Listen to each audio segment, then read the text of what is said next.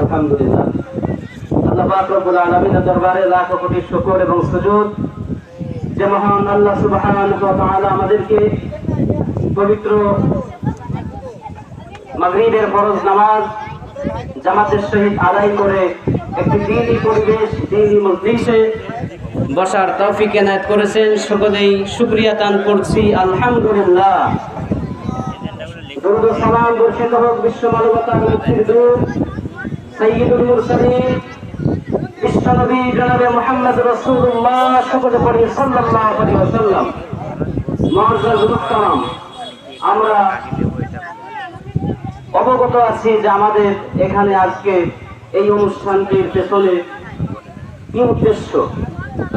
আজ থেকে 1 বছর পূর্বে 2023 সালের 14ই আগস্ট আমাদের প্রাণপ্রিয় মধ্যমণি কোরআনের পাখি আল্লামা দেলোয়ার হোসেন সাইদি রাহিমাহুল্লাহ নাওয়ারাল্লাহু মারকাদাহু ওয়া জাআলাল জান্নাতা মাসওয়াহু। আল্লাহ রাব্বুল আলামিন তিনার কবরকে নূরে নূরান্বিত করুন, বলি আমিন। আল্লাহ পাক রব্বুল আলামিন তার শানকে, তার মানকে, তার ইজ্জতকে জান্নাতের সর্বোচ্চ স্তরে পৌঁছে দিন, সকলে বলি আমিন। সেই মানুষটি আজ থেকে 1 বছর পূর্বে আমাদের থেকে বিদায় নিয়েছেন।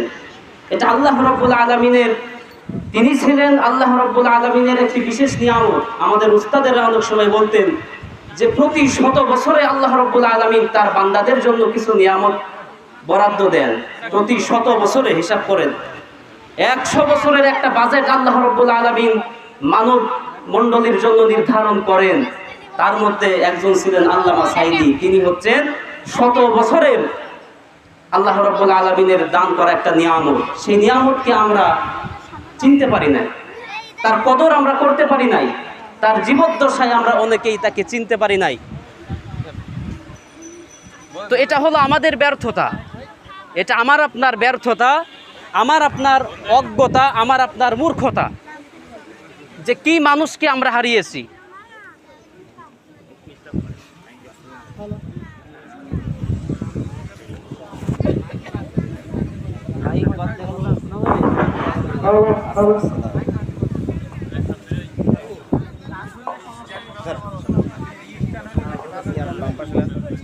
আলহামদুলিল্লাহ।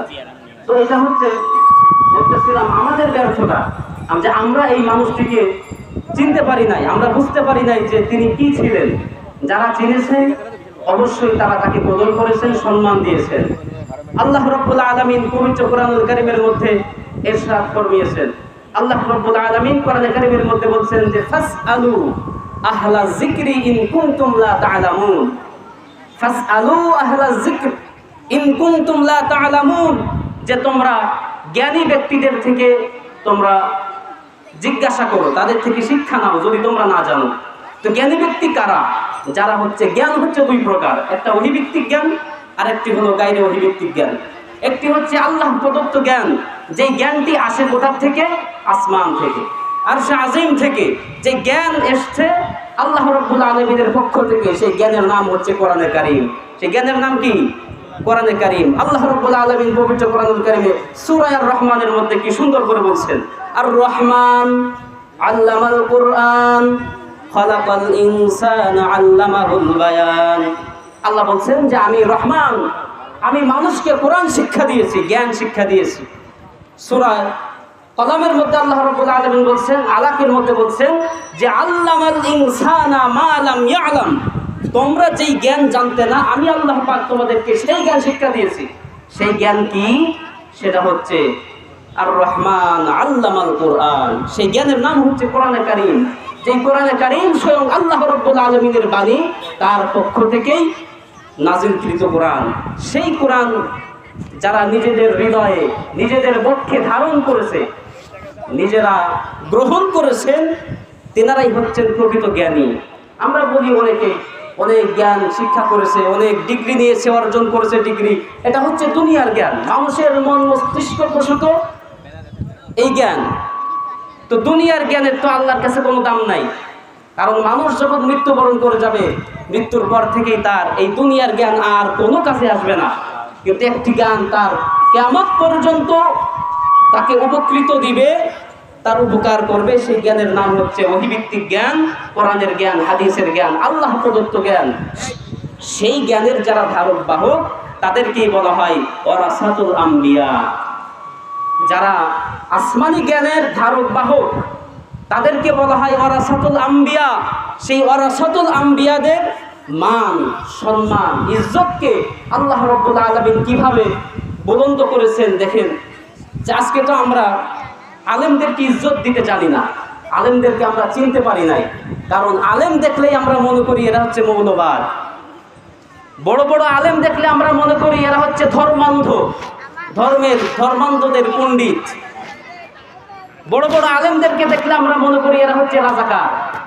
বড় বড় আলেমদেরকে দেখলে আমরা মনে করি এরা হচ্ছে রাষ্ট্রদ্রোহী, এরা দেশদ্রোহী, এরা মৌলবাদ।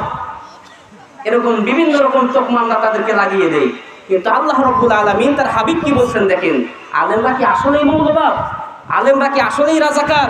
আলেমরা কি আসলেই দেশদ্রোহী হয় নাকি দেশদরদী হয়? আল্লাহ রাব্বুল আলামিন তার হাবিবের ভাষায় বলছেন। আল্লাহর নবী সাল্লাল্লাহু আলাইহি সাল্লাম বলছেন যে ইন্নাল উলামা ওয়ারাসাতুল আম্বিয়া, আর ওয়া ইন্নাল আম্বিয়া লাম ইউরাসু দিনারান ওয়ালা দিরহামান। নবীজি বলছেন যে নিঃসন্দেহে যারা হচ্ছেন আলেম তারা হচ্ছে আমি নবীর ওয়ারিস। আর কোন নবী তারা দিনার বা দিরহাম, টাকা পয়সা এইগুলি দুনিয়ায় রেখে যান না। নবীরা রেখে যান কি?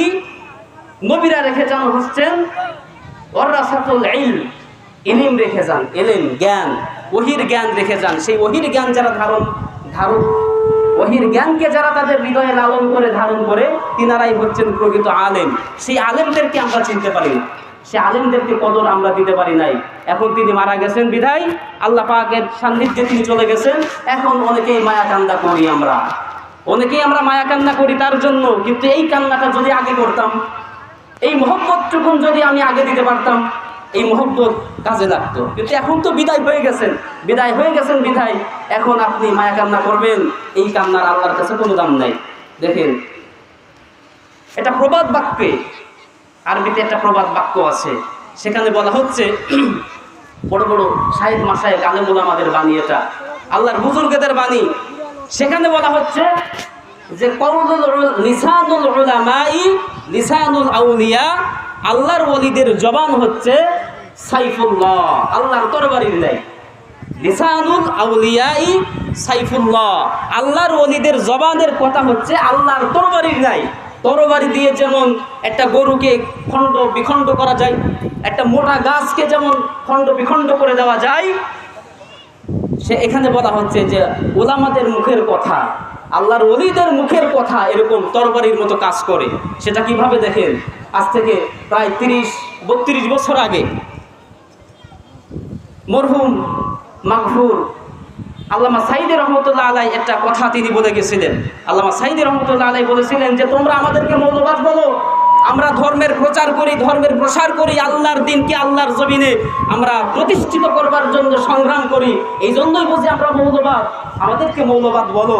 কিন্তু আসলে মৌলবাদের অর্থ কি? মূল মানে হচ্ছে গোড়া, মূল মানে হচ্ছে গোড়া। আর আমাদের যদি মৌলবাদ বলো তাহলে আমরা হচ্ছে সব গোড়াবাদী, গাছের গোড়ায় থাকি আমরা থাকি গাছের গোড়ায়। আর তোমরা যারা আমাদেরকে মৌলবাদ বলো তোমরা হচ্ছে গাছের আগায় থাকো, তোমরা হচ্ছে আগাবাদী। আর আমরা আলেম উলামারা হচ্ছি মৌলবাদী, গাছের গোড়া ধরে আস্তে করে নাড়া দিব, দেশের মাটিতে জায়গা হবে না, মামু বাড়ি দিল্লি গিয়া পড়বা। দেখেন, সেই কথাটি আজকে বাস্তব রূপ নিয়েছে, ঠিক কিনা? এই জন্য প্রবাদ বাক্যে বলা হয়েছে লিসানুল আউলিয়াই সাইফুল্লাহ, আল্লাহর ওলিদের জবান হচ্ছে আল্লাহর তরবারির ন্যায়। আজ থেকে 30-32 বছর পূর্বে যেই ভবিষ্যৎবাণী করে গেলেন, আজকে আমরা সচক্ষে দেখতেছি, সারা দুনিয়া দেখতেছে যে আল্লামা সাইদি রহমতুল্লাহ আলাইহির সেই কথা আজকে অক্ষরে অক্ষরে পালিত হয়েছে। পৃথিবীর কোনো জায়গায় তার ঠাঁই হয় নাই, শেষমেশ মামু বাড়ি দিল্লি গিয়াই তার জায়গা হয়েছে, ঠিক কিনা?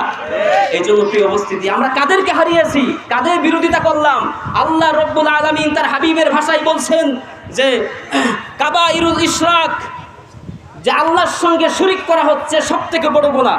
যতগুলি বড় বড় গুনাহ রয়েছে, কবিরা গুনাহ রয়েছে, আল কাবাইরু আল ইশরাকু বিল্লাহ, আল্লাহর সঙ্গে শরীক করা হলো সবথেকে বড় গুনাহের কাজ। ওয়া হুকুকুল ওয়ালিদাইন, দ্বিতীয় নাম্বারে হচ্ছে মাতা পিতার সঙ্গে অসৎ আচরণ করা, মা বাবার সঙ্গে দুর্ব্যবহার করা, তাদের অবাধ্যাচরণ করা। নাম্বার 3 ওয়াকাতলুন নাফস, কোনো ব্যক্তিকে অন্যায়ভাবে হত্যা করা, এটা হচ্ছে আল্লাহর কাছে জঘন্যতম অপরাধ। দেখেন আজকে আমরা যাদেরকে দেশদ্রোহী বলে তাদেরকে হত্যা করতেছি, ফাঁসি দিচ্ছি, জেল হচ্ছে, জরিমানা হচ্ছে, অনেকে বিদায় নিচ্ছে, চক্রান্ত করে তাদেরকে আমরা পৃথিবী থেকে বিদায় করে দেওয়ার সিদ্ধান্ত নিচ্ছি। এটা সম্পূর্ণরূপে অন্যায়ভাবে তাদেরকে হত্যা করা হচ্ছে। আর আল্লাহর নবী বলছেন এটা হলো আল কাবাইরু, এটা হচ্ছে কবিরা গুনাহের শামিল। শেষের বাক্যে বলা হচ্ছে ওয়া শাহাদাতুজ যুর, মিথ্যা সাক্ষ্য দেওয়া, এটা হচ্ছে কবিরা গুনাহের 4 নাম্বার গুনাহ। কবিরা গুনাহের যে লিস্ট আছে তার মধ্যে 4র্থ নাম্বার কবিরা গুনাহ হচ্ছে ওয়া শাহাদাতুজ যুর, মিথ্যা সাক্ষ্য দেওয়া। আজকে মিথ্যা সাক্ষীর মাধ্যমে এই নিষ্পাপ মানুষটিকে আমরা হারিয়ে ফেললাম। মিথ্যা সাক্ষ্য দেওয়ার কারণে আজকে এই মানুষটিকে আমরা হারিয়ে ফেললাম। প্রিয় উপস্থিতি, এই জন্য আসুন, কথা দীর্ঘ নয়, আজকে তার জন্য তিনি কত হাজার হাজার লক্ষ লক্ষ মানুষের জন্য দোয়া করেছেন। আজকে ভাবা যায় যে সেই ব্যক্তির জন্য আমরা দোয়া করব, সেই ব্যক্তির জন্য আজকে আমরা যে আল্লাহ তাকে আপনি মাফ করেন, তাকে আপনি জান্নাতবাসী করেন। তিনি কত লক্ষ লক্ষ মানুষের জন্য এভাবে উপস্থিত হয়েছেন, দোয়া করেছেন। আর আজকে হয়তো আমাদেরই দুর্ভাগ্য, আমরাই হতভাগা যে আমরা এই গুনাহগার মানুষ, তার জন্য আজকে আল্লাহর কাছে হাত পাততেছি যে আল্লাহ আপনি তাকে মাফ করেন, তাকে জান্নাতবাসী করেন। মুআজ্জাজ মুহতারাম, এই জন্য আসুন আমরা ইসলামের কাছে আসি। ইসলামের কাছে যদি আপনি না আসেন, আপনি সারা জীবন ইসলামের বিরোধিতা করলেন, সারা জীবন মৌলবীদের বিরোধিতা করলেন, ধর্মের বিরোধিতা করলেন, ইসলামের বিরোধিতা করলেন, আর মৃত্যুর পরে আপনাকে কি বলা হয়? মৃত্যুর পরে কবরে রাখার সময় আপনাকে বলা হচ্ছে বিসমিল্লাহি ওয়া আলা মিল্লাতি রাসূলিল্লাহ। সারা জীবন তুমি ধর্মের বিরোধিতা করছো, আর মৃত্যুর পরে সাদা কাফনে তোমাকে মুড়িয়ে কি বলা হচ্ছে? একটা চকলেটের মতো বানিয়ে ওখানে গিয়ে মিথ্যা সাক্ষ্য দেওয়া হচ্ছে, মিথ্যা কথা বলা হচ্ছে যে আল্লাহর নামে এবং রাসূলের দলে তুলে দিয়ে গেলাম। ঠিক কিনা? এটা বলা হয় না? যখন মাটি দেওয়া হয়, কবর দেওয়া হয়, লাশটা কবরে রেখে কি বলি আমরা? বিসমিল্লাহি ওয়া আলা মিল্লাতি রাসূলিল্লাহ। আল্লাহর কাছে সুপর্দ করলাম এবং তার রাসূলের নামে তুলে দিয়ে গেলাম। প্রিয় উপস্থিতি, যদি আমরা আমাদের জীবনে, যদি বাস্তবিক জীবনে যদি আমরা ইসলামকে না মানি, ইসলামের ধারের কাছে না আসি, বরং ইসলামের নাম শুনলেই যাদের অ্যালার্জি হয়, এই শ্রেণীর মানুষ, এরা হচ্ছে সম্পূর্ণরূপে, দেখেন আল্লাহ রাব্বুল আলামিন পবিত্র কোরআনুল কারীমের মধ্যে বলছেন যে ওয়াকাযালিকা, অনুরূপভাবে নবীদের সঙ্গে যারা বিরোধিতা করেছেন, নবীদের সঙ্গে, ধর্মের সঙ্গে, ইসলামের সঙ্গে যারা বিরুদ্ধাচরণ করেছেন, এরা কারা? এরা সমাজের ওই সমস্ত লোক যারা নাকি পাপিষ্ঠ এবং যারা হচ্ছে আল্লাহদ্রোহী। কোরআনের আয়াতটা আমার খেয়াল আসতেছে না, আয়াতের অর্থটা বললাম যে আল্লাহ পাক বলছেন যারা ইসলামের সঙ্গে, নবীদের সঙ্গে বিরোধিতা করে, বিরুদ্ধাচরণ করে, এরা হচ্ছে সমাজের ওই সমস্ত লোক যারা পাপিষ্ঠ, যারা জেনাকার, যারা বদকার, যারা সুদখোর, যারা অন্যের সম্পত্তি লুটে নেয়, লুটেরাজ। এরা হচ্ছে কি করে? এরা ইসলামের সঙ্গে বিরোধিতা করে। আর আজকে আমরা তাদের কাছে ধর্ণা দেই একটু হালুয়া রুটির ভাগ পাওয়ার জন্য, একটু দুনিয়ায় ভালো থাকার জন্য, ভালো খাবার জন্য।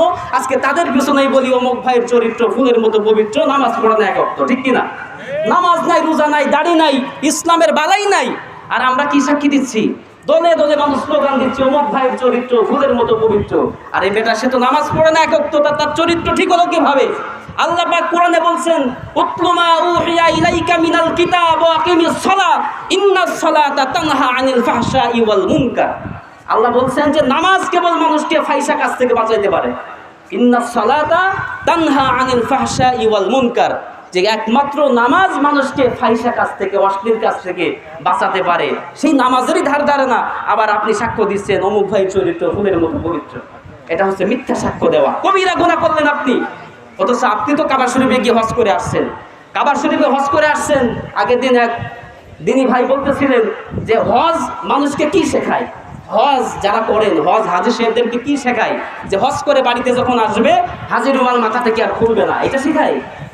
হাজিদের যে বেড় আছে মাথায়, কালো একটা বেড় দেয়, সার্বক্ষণিক এই বেড় মাথায় দিয়ে ঘুরতে হবে, এটা শেখায় না। এই যে হজ, কাবা শরীফের চতুর্পাশে 7টা পাক দিতে হয়, 7 কুল্লি দিতে হয়, তাওয়াফ করতে হয়। এই তাওয়াফ আপনাকে কি শেখালো? কোনো কাজ নাই, দোয়া নাই, কালাম নাই, কাজ নাই। অথচ আপনি কাবা ঘরটাকে প্রদক্ষিণ করতেছেন, ঘুরতেছেন। এই ঘোরাটা আপনাকে, হাজী সাহেবকে এই শিক্ষা দেয় যে তুমি যখন বাড়িতে যাবা, সারা জীবন যতদিন তুমি বেঁচে থাকবে, এভাবে করে আমার ইসলামের মধ্যে শুধু ঘুরবা, আমাকে পাওয়ার জন্য ঘুরবা। ঠিক কিনা? কাবা শরীফের মধ্যে কি পাওয়ার জন্য আমরা ঘুরি বলেন? সেখানে সোনা আছে, টাকা আছে, কিচ্ছু নাই, ক্ষমতা আছে তাও নাই। তারপরেও একজন মানুষ কেন ঘুরতেছে? এই ঘোরাটাকে এই শিক্ষা দেয় যে তুমি যখন বাড়িতে ফিরে যাবে এভাবে করে আমার ধর্মের মধ্যে ঘুরপাক খাবে, আমার ধর্মের বাহিরে যেন তুমি না যাও। আমার জীবন ব্যবস্থা ইন্নাদ্দীন ইনদাল্লাহিল ইসলাম, আমার জীবন ব্যবস্থার বাহিরে যেন তুমি এক পাও না বেরো। এই শিক্ষা ওখান থেকে হাজী সাহেবকে দিয়ে দিল। আর হাজী সাহেব 6 লক্ষ 7 লক্ষ টাকা খরচ করে দেশে আসলো, এসে আবার শুরু করে ইসলামের সঙ্গে বিরোধিতা করে। যারা ইসলামকে চায় না, ইসলামকে মিটিয়ে দিতে চায়, তাদের সঙ্গেই সখ্যতা গড়ে তোলে, ঠিক কিনা? এদেরকে টাকা দেয়, পয়সা দেয়, এদের জন্য মিডিয়ার প্রচার মাধ্যম সব ফ্রি করে দেয়। তো এর নাম তো ধর্ম না, এর নাম তো ইসলাম না, এর নাম হাজী সাহেব না। এই জন্য প্রিয় মুহতারাম, আসুন আমরা নামাজ পড়ি যাই আল্লাহর জন্য। আল্লাহ পাক কোরআনে কারীমের মধ্যে হযরত ইব্রাহিম আলাইহিস সালামকে শিক্ষা দিচ্ছেন যে হে ইব্রাহিম, জাতির পিতা ইব্রাহিম। জাতির পিতা কে? হাবিজাবি জাতির পিতা কেউ না। জাতির পিতা, মুসলিম মিল্লাতের পিতা হচ্ছে আল্লাহ পাক কোরআনে কারীমের মধ্যে ঘোষণা করেছেন মিল্লাতা আবিকুম ইব্রাহিম হুয়া সাম্মাকুমুল মুসলিমিন। তোমাদের জাতির পিতা হচ্ছে ইব্রাহিম। জাতির পিতা কে? আমার মুসলিম মিল্লাতের পিতা কে? ইব্রাহিম। সুতরাং হাবিজাবি, নামাজ নাই, সিগারেট কর, বিড়ি কর, গাঁজা কর, এরা কোনো জাতির পিতা হতে পারে না, ঠিক কি না? এই অবস্থিতি। এই জন্য আসুন আল্লাহ পাক সেই ইব্রাহিমকে, জাতির পিতাকে শিখাচ্ছেন। ইব্রাহিম তুমি বলো, ঘোষণা করো। কি ঘোষণা? আল্লাহ পাক শিখাই দিলেন। তুমি বলো কুল ইন্না সালাতি ওয়া নুসুকি ওয়া মাহইয়ায়া ওয়া মামাতি লিল্লাহি রাব্বিল আলামিন। ইব্রাহিম তুমি ঘোষণা করো ইন্না সালাতি, নিশ্চয় আমার নামাজ, আমি নামাজ পড়বো যে আল্লাহর জন্য, ওয়া নুসুকি কুরবানি করবো আল্লাহর জন্য, ওয়া মাহইয়ায়া আমার জীবন ধারণ, আমার জীবন যাপন হবে আল্লাহর জন্য, ওয়া মামাতি লিল্লাহি রাব্বিল আলামিন, আর আমার মৃত্যুটাও ওই আল্লাহর জন্যই। সুতরাং আমি জীবন যাপন করব, জীবন ধারণ করব, চাকরি বাকরি আপনি সব করবেন, রাজনীতি করবেন, সমাজনীতি করবেন, সব করবেন, সেটা কার জন্য হতে হবে? আল্লাহর জন্যই হতে হবে, আল্লাহকে পাওয়ার জন্য। এবং তার দিনকে জমিনে, খোদার দেওয়া বিধানকে আল্লাহর জমিনে প্রতিষ্ঠিত করবার জন্য। এটাই হবে আপনার রাজনীতি, আপনার সমাজনীতি, আপনার সব কিছু। এটা জাতির পিতা ইব্রাহিমকে আল্লাহ শিখাই দিচ্ছেন, কোনো মৌলবাদী শিখাই দিচ্ছেন না। এটা কোনো মানুষের তৈরি করা আয়াত নয়, কোনো মানুষের তৈরি করা মন্ত্রতন্ত্র নয়। আল্লাহ কোরআনে কারীমের মধ্যে বলছেন স্পষ্ট আয়াত, ইন্না সালাতি ওয়া নুসুকি ওয়া মাহইয়ায়া ওয়া মামাতি লিল্লাহি রাব্বিল আলামিন। মুআজ্জাজ মুহতারাম, আর কথা দীর্ঘ করব না। যে কথাগুলি বললাম ভুল ত্রুটি মাফ করুন আল্লাহ পাক, এবং এর থেকে কিছু হলেও ফায়দা হাসিল করার তৌফিক দান করুন। আমিন। ওয়া আখিরু দাওয়ানা আলহামদুলিল্লাহি রাব্বিল আলামিন।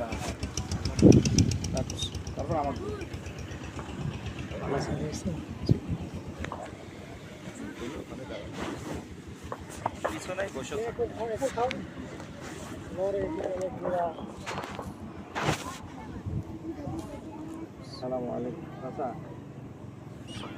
প্রোগ্রাম মাগরিব চলতে আসেন। জি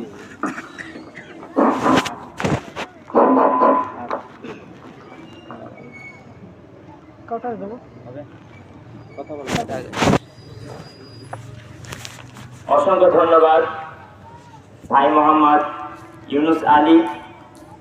তিনি আমাদের সম্মুখে আলেমদের গুরুত্ব এবং আলেমদের মর্যাদা